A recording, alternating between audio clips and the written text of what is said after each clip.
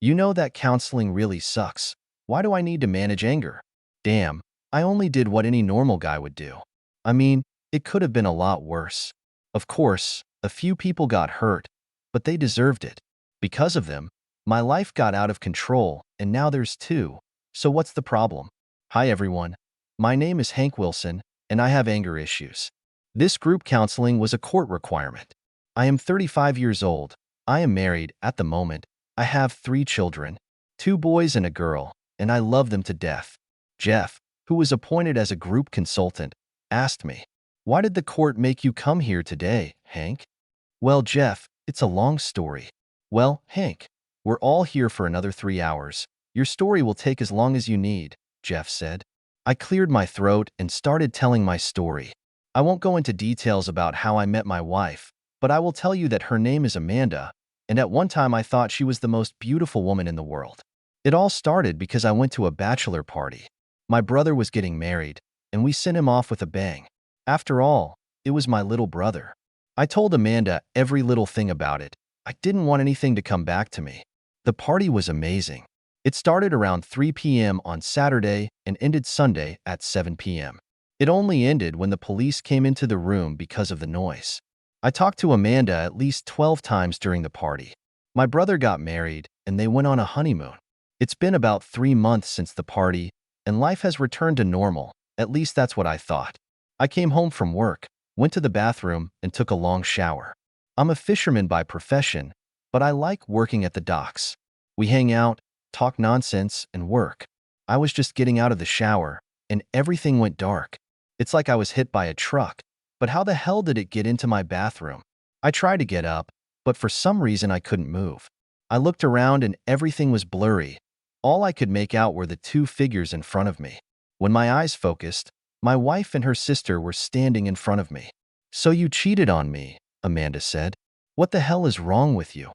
I tried to get up and finally noticed that I was duct-taped to a chair. And when I say duct-taped, I mean it's been wrapped around my ankles at least 20 times. I couldn't move a fucking inch. "Let me go right now, damn it." "I'll do it after I get even with you, bastard," Amanda said. To get even with what the hell she was talking about. I didn't do anything. My brother and I made sure that we had not violated any of the established rules. They both left. I must have sat there for an hour before they came back. Amanda came in, followed by 5 guys from the bachelor party. I looked up and told them to set me free. Mark has always been one of my oldest friends. I've known him for over 20 years. He was my best man, and I named my son after him. His wife was the only woman in the world besides my wife that I really trusted. Mark leaned over, looked me straight in the eye and said, "Hank, you shouldn't have cheated on Amanda." That bastard knew I'd never cheated on Amanda. Needless to say, they made love for 3 hours in a row. When they were done, she went to the shower and left me alone with 5 of my former friends. Mark said, "Unfortunately, we didn't get it on tape." I just sat there, not moving, until one of the other guys took out the ball gag. I clenched my jaw and just looked at them. Mark came over and said, "I've always wanted to use it. I just couldn't miss this chance. I know we won't be friends anymore after this, but I just had to do it." I didn't say anything, just looked at him and smiled. Mark said, "Hank, let it go. Because if you don't, someone's going to get hurt." Then he hit me in the face with something, and I woke up about a couple of hours later in the hospital. I looked back and saw Amanda sitting in an armchair. She must have dozed off, so I attracted the attention of the nurses. "Could you call the police for me, please?" The nurse was about to ask why when I showed her my wrists. She said she'd be right back. She returned about 5 minutes later and said that the police would arrive. When the police arrived there, Amanda finally woke up. She asked what was going on. I said, "My name is Hank Wilson. About 7 hours ago, my wife ordered several men to tie me up in front of me for cheating on her. The only problem, other than the fact that she proves what a cheater she really is that I've never cheated. I can give you the name of every person there. I know for a fact that 2 of these guys are cops. So if you're not going to do your job, leave now, and when I get out, I can go to the state's attorney's office." The officer said, "Sir, just tell us what happened." I told him all about the party. Amanda just sat and listened with her mouth open. I told the officer that the party was recorded so that no husband would get into trouble. I also told him that if at least one of the guys was making love, it would be visible on the tape. The officer approached Amanda and asked her to stand up. "Ma'am, you have the right to remain silent." She was charged with assault and kidnapping. I told them the names of every guy who was at the threesome. I thought to myself that it was time to hurt. I've been hurt. Now it's time to hurt everyone involved. When Amanda was being let out, she looked back and told me that it wasn't over yet. "You're a lying Hank, and I'm going to make you pay." The officer told her that she was also accused of threatening. I spent a week in the hospital and made a plan to ease the pain. I had quite a few thoughts that needed to be systematized. A lot of people could get hurt, so I have to be sure that I really want to get even. That's why I made a list. 1. They put me in the hospital. 2. They lied to me and put me in the hospital. 3. They used my wife and put me in the hospital. 4. My wife is a cheater, and she helped them put me in the hospital. Well, that's the whole list. They can pick up the cheater, and besides, I'm in the hospital. I'll get even if it kills me. It will be what I have planned. I spent the next week in the hospital making plans. I left the hospital and went to the bank. I withdrew 500.00, and while I was there, the cashier informed me that my wife was trying to withdraw money. She got angry when she found out that her name wasn't on any of my accounts. Then she returned with her lawyer and was told that even with a lawyer, her name was not on any of the accounts. They left in a rage. I went straight to my brother and asked if he knew a good lawyer. He got mad at me and asked how I could arrest our friends. When I turned to leave, he ran out and stopped me. "Hank, what the hell is going on?" Over the next hour, I told him and his wife everything that had happened. They were sitting there with their eyes bulging and their mouths wide open. When I finished, his wife looked at me and called me a liar. My brother told her that I never lie and she should stay away from it. She told him he didn't know shit and to shut his fucking mouth. He asked her what the hell was wrong with her. If she was on the side of this cheater, then she can go to hell. "This is my brother, you fool." She looked at him, got up and left.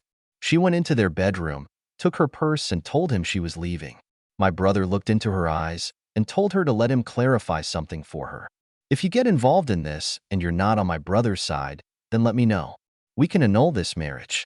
Because you're either with us or you're not." She looked at him and walked out the door. We heard the car start, the door opened, and she came in, dropping her wedding ring on the floor. My brother said, "So be it." Then she turned around and left. The first thing we both did was go to a lawyer. We put my plan into action. This shit will hit the fan by the end of the week. Friday, D-Day, started with a bang. At 9 o'clock, my realtor put up a for sale sign in my front yard just as Amanda was leaving for work. Amanda jumped out of the car and asked, "What the fuck are you doing?" The realtor showed her that the owner was putting the house up for sale. Amanda screamed, "He couldn't do it." "Of course he can. This is his home." At work, Amanda's boss came in with a young guy and said he was looking for her. The guy asked if she was Amanda Wilson. Amanda said, "Yes, I'm Amanda Wilson." He handed her a large brown envelope and said, "You've been served." Later that day, I received at least 50 phone calls. 5 wives asked what the hell was going on, and I told each of them the whole story. I didn't miss anything. I have received at least 30 death threats, each of which I have recorded. While they were ranting, I was laughing my head off, and it seemed to make them even angrier. What I'll never understand is when you use some guy's wife and beat him up. Why don't you think he's going to get even? The next day, my lawyer delivered 5 sets of civil lawsuits. I asked for $5 million apiece. I sued Amanda for personal injury and theft of private property. My brother was just chugging along with me. He had a few run-ins with our so-called friends and family. The day of the assault trial was approaching. My brother's wife wanted to talk, but she made her choice, and so did he. When I was leaving work the day before the trial, Mark came out from behind the car and tried to attack me. I pulled out my .38 and fired. When the police arrived there, he shouted that I had tried to kill him. I told the cops what happened, and if they don't believe me, they can watch the surveillance footage. Mark started looking around and saw that cameras were installed everywhere. "Mark, you're such a dumbass." The officer returned with the surveillance footage and asked to see my permit to carry a weapon. I pulled it out and showed it to him. The officer said I could go. The trial was a failure. The bachelor party record not only showed that I had never cheated, It also showed that I was calling Amanda every few hours. Mark and Amanda decided to stand trial together. She was just sure that they would be released clean and unharmed. The judge asked Amanda who told her I was cheating, and she said, Mark. Mark's lawyer said it was a lie. He said Amanda was a cheater and always wanted Mark to use her. Amanda was sitting in the dock with her mouth open. Her lawyer shouted, "Objection," and asked for a break. Amanda's lawyer came up to me and asked me to talk to him for a minute. Hank, I know you hate her right now, but can you just let her burn in the fire? Why would I help this fool? They tied me up and put me in the hospital, and you want me to help her? To hell with her.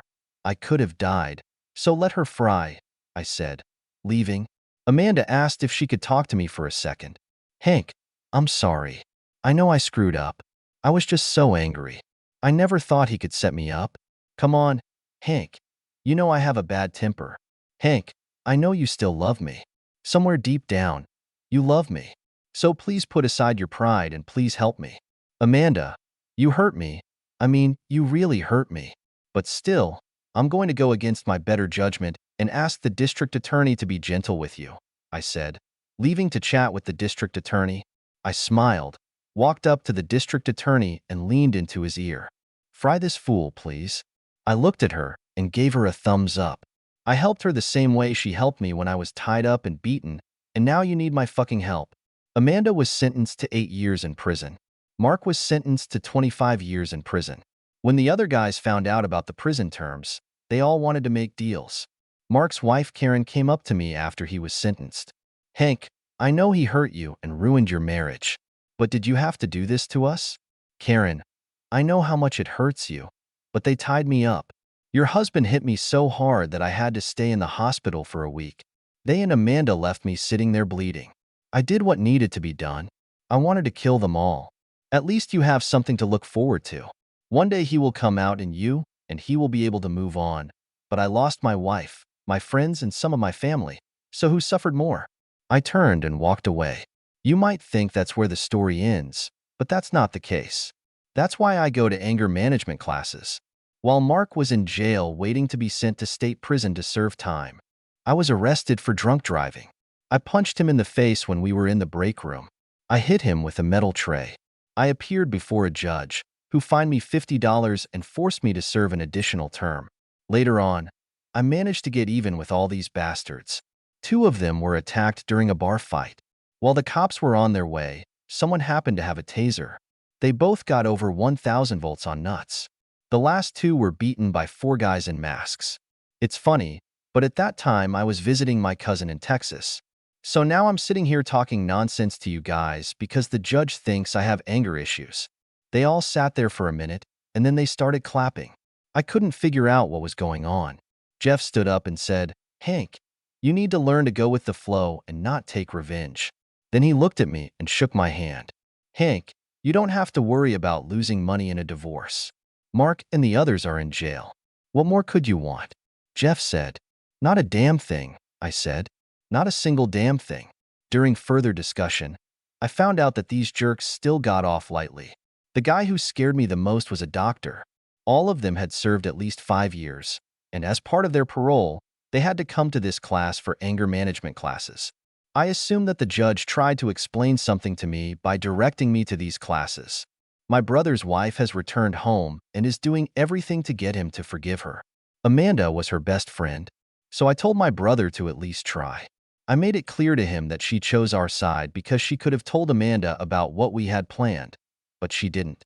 Karen's divorce from Mark was now final, and she invited me on a date to talk about what Mark had asked her to do. It seems that Mark has problems in prison, and he wants her to kill me so that he can demand a new trial. So she told him about her revenge plan. Mark, I promise you that Hank will pay. I will do it slowly and for a long time. He will look into my eyes and understand how upset I am about what happened. Mark was a very happy man. And Karen was right. I was looking into her eyes. Amanda writes to me every week asking me to come and talk to her. She knows she was wrong. She was just so angry. She even went to the group to talk about her problems. I know how it feels. How do I feel right now? I'm humming damn good. I'm sure I'll be fine. I'm heartless, a bastard and all. But at the end of the day, this is my story. I don't think all scammers should be burned alive, but I also don't think you should sit around, endure, and be a doormat.